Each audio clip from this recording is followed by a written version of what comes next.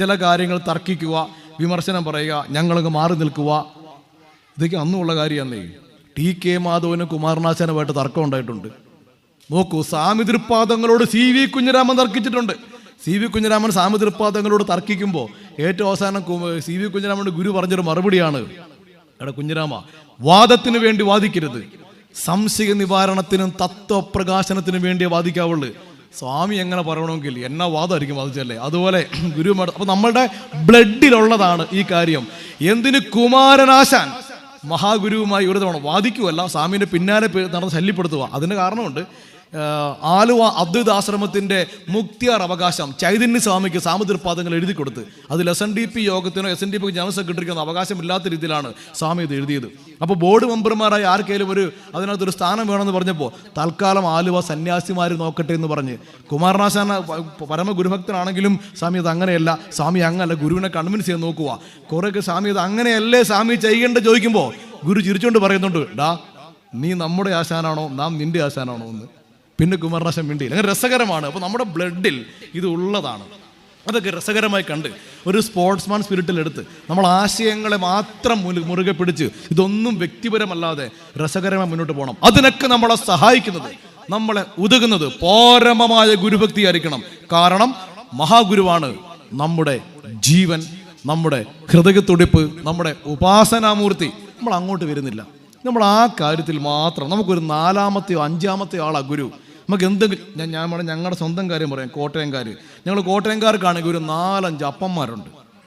തിരുനക്കരയപ്പൻ, വൈക്കത്തപ്പൻ, കടുത്തുരുത്തിയപ്പൻ, ഏറ്റുമാനൂരപ്പൻ. എന്തെങ്കിലും ആവശ്യമുണ്ടെങ്കിൽ, മകളെ കല്യാണം നടക്കുന്നില്ലെങ്കിൽ, വീട് വെക്കാൻ പറ്റുന്നില്ലെങ്കിൽ, മകന് ജോലി കിട്ടുന്നില്ലെങ്കിൽ ഈ അച്ഛന്മാരെ പോയി കാണും. ഈ 4 അച്ഛന്മാരെയും കണ്ടിട്ട് കാര്യങ്ങൾ പെട്ടെന്ന് നടക്കുന്നില്ലെങ്കിൽ അടുത്തൊരു അമ്മച്ചിയുണ്ട്, ചോറ്റാനിക്കരയമ്മ. ഈ അമ്മയും കണ്ടിട്ട് കാര്യം നടക്കുന്നില്ലെങ്കിൽ ഞങ്ങൾ കോട്ടയം, പുത്തനങ്ങാടി, പാമ്പാടി, മണർകാട്, ഈ ഒരു 8 സ്ക്വയർ കിലോമീറ്റർ ഏരിയയിൽ വരുന്നവർക്ക് വേറൊരു അമ്മയും കൂടി ഉണ്ട്. ആരാന്നറിയാവോ? മണർകാട് പള്ളി 8 നോയമ്പ്, അതും കൂടി എടുത്തു കളയും. ഇതെല്ലാം കഴിഞ്ഞിട്ടാണ് എന്നാ ഇനി ശിവഗിരിയും കൂടെ പോയേക്കാന്ന് നാട്ടുകാരെ മൊത്തം കണ്ട് ഇവിടെ എല്ലാം കൊണ്ട് ഉള്ള കാര്യങ്ങളൊക്കെ ചെയ്ത് ഒരുപാട് പൂജകളൊക്കെ ചെയ്ത്. നോക്കൂ പ്രിയപ്പെട്ടവരെ, ആദ്യം ഗുരുവിലേക്ക് പോകുവാൻ, ആദ്യം ശിവഗിരിയിൽ പോകുവാൻ നമ്മൾ തയ്യാറാവുന്നില്ല, നമ്മൾ ചിന്തിക്കുന്നില്ല, ആ ഒരു സംസ്കാരത്തിലേക്ക് നമ്മൾ വരുന്നില്ല. അതുകൊണ്ട് പ്രിയപ്പെട്ടവർ, നിങ്ങൾ നിങ്ങളുടെ മക്കളെ ആദ്യം പഠിപ്പിക്കേണ്ടത് മഹാഗുരുവിനെ പരമ ഉപാസനാമൂർത്തിയായി മഹാഗുരുവിൽ ആരംഭിച്ച് ഗുരുവിൽ അവസാനിക്കുന്ന ഒരു ജീവിതക്രമം നിങ്ങൾ ഉണ്ടാക്കിയെടുക്കണം, മക്കൾക്ക് ഉണ്ടാക്കിയെടുക്കണം. അതെങ്ങനെ വേണമെന്ന് പറഞ്ഞാൽ, രാവിലെ തന്നെ അവരുടെ തലയൊക്കെ മുട്ടയടിച്ച് കാവ്യൊക്കെ ഇടിച്ച് ഇങ്ങനെയൊന്നും വേണ്ട, അവരെ സന്യാസിയാക്കൊന്നും വേണ്ട. നിങ്ങൾ ഒരേ ഒരു കാര്യം മാത്രം നിങ്ങളുടെ കുഞ്ഞുങ്ങൾക്ക് പഠിപ്പിച്ചു കൊടുത്താൽ മതി, മനസ്സിലാക്കി കൊടുത്താൽ മതി. നീ ഉണരുമ്പോൾ മുതൽ ഉറങ്ങുമ്പോൾ വരെ നിന്റെ ഓരോ കാര്യങ്ങളും ഗുരുവിൽ അധിഷ്ഠിതമായി ചെയ്യണം. അപ്പോൾ അതെങ്ങനെയാണെന്ന് ചോദിക്കും അവര്. പറഞ്ഞു കൊടുക്കണം. സാധിച്ചാൽ നിങ്ങളും ചെയ്യണം കേട്ടോ. നിങ്ങളും, നമുക്കിനിപ്പോൾ നിങ്ങൾക്ക് ഒരുപാട് തിരക്കൊക്കെ ആണെങ്കിൽ നിങ്ങളുടെ മക്കളെ കൊണ്ടത് ശീലിപ്പിക്കണം. ഒരു 5 വയസ്സുള്ള കുഞ്ഞിനെ ഇപ്പൊ ശീലിപ്പിച്ച് തുടങ്ങുവാണെങ്കിൽ ഒരു വർഷം വരെ നിങ്ങൾ പിന്നാലെ നടന്നാൽ മതി. അവൻ പതുക്കെ അതുമായിട്ടങ്ങ് ട്യൂൺ ആയിക്കോളും. രാവിലെ ഉണർന്ന് കണ്ണ് തുറന്ന് ആദ്യം ചെയ്യുമ്പോൾ അവരോട് പറയണം, നീ കണ്ണ് തുറന്ന് നിന്റെ കണ്ണിൽ സൂര്യപ്രകാശം അടിച്ച് നീ കാണുന്ന ആദ്യ ദൃശ്യമാകുവാൻ ഗുരുവിന്റെ ഒരു കുഞ്ഞു ചിത്രം വാങ്ങിച്ച് അവന്റെ ബെഡ്റൂമിൽ വെച്ചേക്കണം. ഈ ബെഡ്റൂമിലൊക്കെ ഗുരുവിന് പടം വെക്കാൻ കുഴപ്പമൊന്നുമില്ല കേട്ടോ. എന്നോട് ഒരാൾ വിളിച്ചിട്ട് ചോദിച്ചു, സ്വാമി തൃപ്പാദങ്ങളുടെ പടം നാം കിടപ്പ് മുറിയിൽ വെക്കുമോന്ന്. അയ്യോ, അകവും പുറവും തിങ്ങുന്ന മഹിമാവായ ഗുരുവിന് അങ്ങനെ kitchen, drawing room, living room അങ്ങനെയൊന്നുമില്ല. സ്വാമി ഈ പ്രപഞ്ചമാകെ നിറഞ്ഞു നിൽക്കുന്ന അറിവാണ്. അതുകൊണ്ട് അവിടെ ഭഗവാൻ ഒരു ചിത്രം വെക്കണം. രാവിലെ കണ്ണു തുറന്ന് ആദ്യം ഗുരുവിന്റെ ചിത്രം കണ്ടുകൊണ്ടേ ഒരു ദിവസം ആരംഭിക്കാവുള്ളൂ. അവൻ രാവിലത്തെ മോർണിംഗ് കൃത്യങ്ങൾ, അവന്റെ മോർണിംഗ് ഡ്യൂട്ടീസ് എല്ലാം കഴിഞ്ഞിട്ട് തിരിച്ച് വസ്ത്രമൊക്കെ മാറി കഴിക്കാൻ വന്നിരിക്കുമ്പോൾ ഒന്നുകൂടി സ്വാമിയുടെ ചിത്രത്തിൽ നോക്കിയിട്ട്, സ്വാമി ഇത് വലിയ പബ്ലിഷിംഗ് ഒന്നും വേണ്ട, സ്വാമി ഇന്ന് വിളിച്ചിട്ട് ഫുഡ് കഴിക്കാവുള്ളൂ. അവൻ സ്കൂൾ ബാഗ് എടുത്ത് സ്കൂളിലേക്ക് പോകുവാൻ ഇറങ്ങുമ്പോൾ നിങ്ങളുടെ വീടിന്റെ സിറ്റൗട്ടിലുള്ള ഭഗവാന്റെ അങ്ങനെ ഇല്ലെങ്കിൽ വാങ്ങിച്ച് ഇന്ന് തന്നെ വെച്ചോണം. അതിൽ നോക്കി, സ്വാമി ഞാൻ പോയിട്ട് വരാം, എന്നെ കാത്തുരക്ഷിക്കണേ എന്ന് പറഞ്ഞിട്ടേ വീടിന്റെ പടി ഇറങ്ങാവുള്ളൂ. അവൻ സ്കൂൾ ബസ്സിലാണ് പോകുന്നതെങ്കിൽ അവൻ സ്കൂൾ ബസ്സിൽ കയറി ഇരിക്കുമ്പോൾ ആ സീറ്റിൽ ഇരിക്കുമ്പോഴേ സ്വാമി എന്ന് പറഞ്ഞുകൊണ്ടിരിക്കണം. നിങ്ങളൊരു 6 മാസം വരെ ചെയ്തോടാ എന്ന് പറഞ്ഞു കൊടുത്താൽ മതി. പതുക്കെ അവന് ശീലമായിക്കോളും. അവന്റെ സ്കൂൾ ബസ്സിൽ നിന്നിറങ്ങി ക്ലാസ്സിലേക്ക് നടന്ന് വലതുകാൽ ക്ലാസ്സിലോട്ട് കുത്തുമ്പോ എന്റെ ഗുരുദേവ എന്ന് വിളിച്ചോണ്ടേ ക്ലാസ്സിൽ കയറാവുള്ളു. അവൻ സ്കൂളിലെ ബെഞ്ചിൽ ഇരിക്കുമ്പോ എന്റെ സ്വാമി എന്ന് വിളിക്കണം. ഇത് പതിയെ പതിയെ ശീലായിക്കോളും. ആദ്യ പീരീഡിൽ ടീച്ചർ വന്ന് അവൻ ബുക്ക് തുറക്കുമ്പോ ഒരിക്കൽ കൂടി ഗുരുദേവ എന്ന് വിളിച്ചിട്ട് പുസ്തകം തുറക്കാവുള്ളൂ. ഓരോ പീരീഡിലും, ലഞ്ച് ബ്രേക്കിന്, ആഫ്റ്റർനൂൺ സെഷനിൽ, അവന് വൈകുന്നേരം എന്തെങ്കിലും സ്പോർട്സോ ഗെയിംസോ ആക്ടിവിറ്റി ഉണ്ടെങ്കിൽ അപ്പോഴും വിളിക്കണം. വൈകുന്നേരം സ്കൂൾ ബസ് കയറുമ്പോഴും വിളിക്കണം.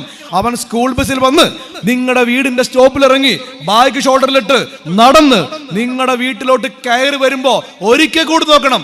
സ്വാമി ഞാൻ വന്നു കേട്ടോ. അങ്ങൊരു ബന്ധം ഉണ്ടായിക്കോളും. ഒരു 6 മാസം കഴിയുമ്പോ ഒരു ബന്ധം അവന്റെ ഹൃദയവും ഭഗവാനുമായി ഉണ്ടായിക്കോളും. അവൻ രാത്രി പഠിക്കാനിരിക്കുമ്പോ, അത്താഴം കഴിക്കുമ്പോ, ഉറങ്ങാൻ പോകുമ്പോ അവന്റെ റൂമിൽ, ബെഡ്റൂമിൽ ലൈറ്റ് ഓഫ് ചെയ്ത് അവന്റെ മനസ്സിലും ആ മുറിയിലും ഇരുൾ വന്ന് പറക്കുന്നതിന് മുമ്പ് എന്റെ സ്വാമി എന്നൊന്ന് വിളിച്ചിട്ട് അവൻ ഉറങ്ങാൻ പോകാവുള്ളൂ. പ്രിയപ്പെട്ടവരെ, അങ്ങനെ ഒന്ന് മക്കളെ വളർത്തി നോക്ക്. ഗുരുവിൽ ആരംഭിച്ച് ഗുരുവിൽ അവസാനിക്കുന്ന ഒരു ജീവിതക്രമം നിങ്ങളുടെ കുഞ്ഞുങ്ങൾക്കൊന്ന് ഉണ്ടാക്കി നോക്ക്. അവൻ വഴി വഴച്ച് പോവുകയല്ല. അവൻ ഒരു കഞ്ചാവ് മാഫിയുടെ പിറകെ പോവുകയല്ല. അവൻ ഒരു മയക്കുമരുന്ന് മാഫിയുടെ പിറകെ പോവുകയല്ല. അവൻ ഒരു രാഷ്ട്രീയ പാർട്ടിക്ക് വേണ്ടി ചാവേറാവുകയല്ല. മറ്റുള്ളവന് നേതാവാകാനും മറ്റുള്ളവൻ MLA ആകാനും അവൻ ജയിലിൽ പോയി കിടക്കുകയല്ല.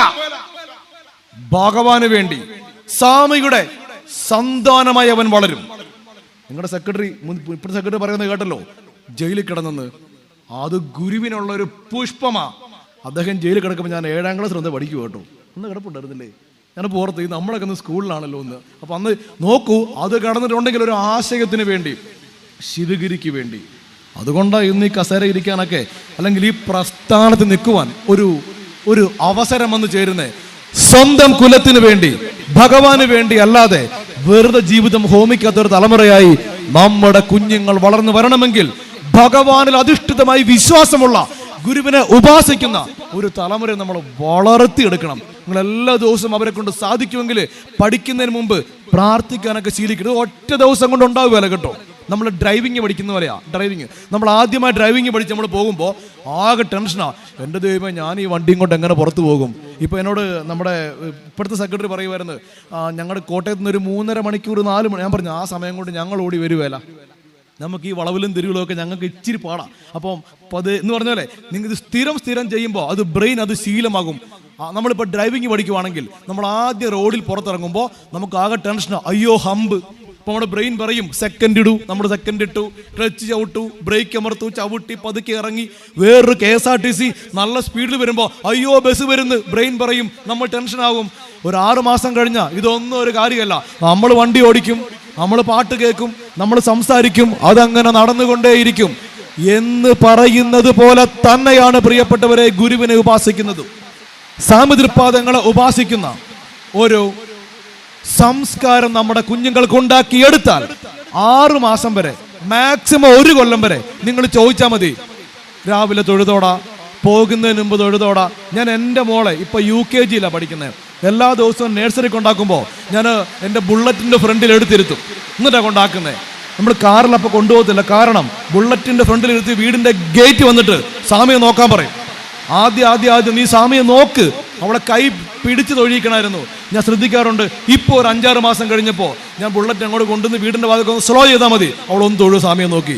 പഠിച്ചോളും പിള്ളേര്, പഠിച്ചോളും. നമ്മുടെ കുഞ്ഞുങ്ങൾക്ക് അങ്ങനെ പ്രാക്ടീസ് ചെയ്ത് ഭഗവാനെ ഉപാസിക്കുന്ന ഒരു തലമുറയാക്കി വളർത്തിയെടുക്കണമേ പ്രിയപ്പെട്ടവരെ. അങ്ങനെയാണെങ്കിൽ ശ്രേഷ്ഠരായ, ഗുരുഭക്തരായ, ഉപാസനയുള്ള ഒരു തലമുറ നമുക്ക് കിട്ടും. ഇത് സ്വാമി തന്നെ പലപ്പോഴും ചോദിക്കാറുണ്ട്, നമ്മെ വിശ്വാസം ഉണ്ടോ?